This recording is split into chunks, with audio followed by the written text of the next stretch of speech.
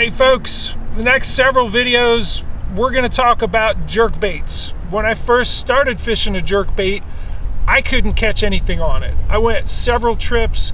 I consulted with experts. Back in the day, it was Dwayne Richards on riversmallies.com, who I kept watching his trip post, and he's pulling out 5.5, 6+ pound fish out of the Upper James with the jerkbait.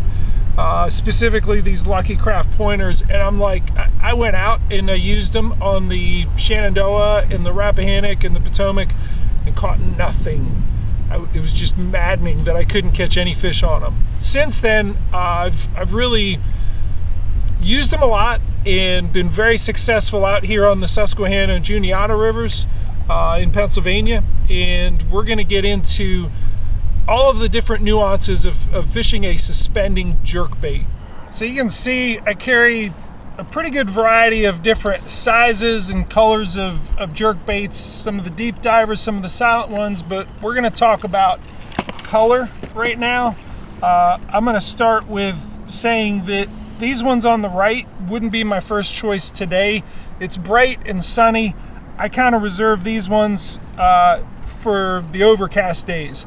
My favorite one for an overcast day, this is the Lucky Craft Pointer 100 in chartreuse shad.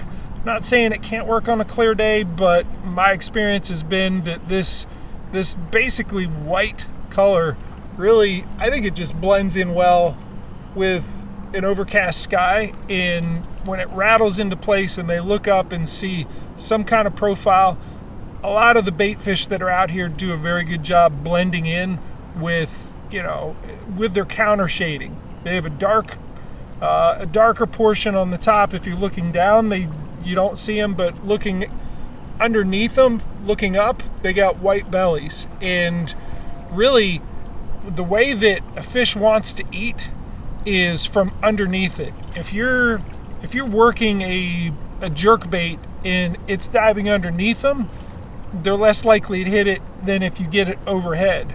And that's why it's important to carry both the deep diver and the shallow diver.